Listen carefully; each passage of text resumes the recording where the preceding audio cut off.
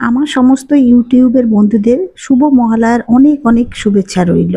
নমস্কার বন্ধুরা, উমাস কিচেনে আপনাদের সবাইকে স্বাগত। আজ মহালয়া তো নিরামিষ, সেই জন্য নিরামিষের থালিটা আজকে খুবই সিম্পলভাবে হয়েছিল। এখন একটু সিম্পলভাবেই হয়ে থাকে। এখানে দেখুন ভাত নিয়ে নিয়েছি, পেঁপে সেদ্ধ করে নিয়েছি, কাঁকরোল আলু পোস্ত ছড়িয়ে ভাজা করেছি। একেবারে সিম্পলভাবে সেরেছি। এখানে দেখুন একটু লাল শাক ছিল, যেটাকে আমি আলু, বেগুন, বরবটি, উচ্ছে দিয়ে তেতো বানিয়েছি।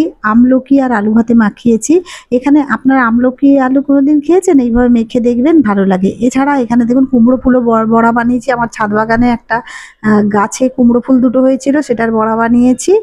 আর এখানে কচুর ডালনা করেছি আলু দিয়ে, নিরামিষ, গরম মশলা দিয়ে।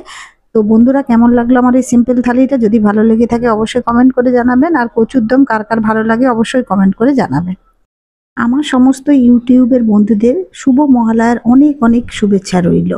নমস্কার বন্ধুরা, উমাস কিচেনে আপনাদের সবাইকে স্বাগত।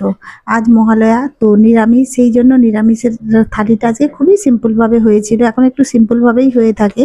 এখানে দেখুন ভাত নিয়ে নিয়েছি, পেঁপে সেদ্ধ করে নিয়েছি, কাঁকরোল আলু পোস্ত ছড়িয়ে ভাজা করেছি।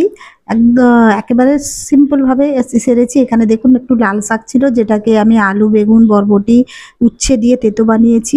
আমলকি আর আলু ভাতে মাখিয়েছি। এখানে আপনারা আমলকি আলু কোনোদিন খেয়েছেন? এইভাবে মেখে দেখবেন, ভালো লাগে। এছাড়া এখানে দেখুন কুমড়ো ফুলও বড়া বানিয়েছি। আমার ছাদ বাগানে একটা গাছে কুমড়ো ফুল দুটো হয়েছিল, সেটার বড়া বানিয়েছি।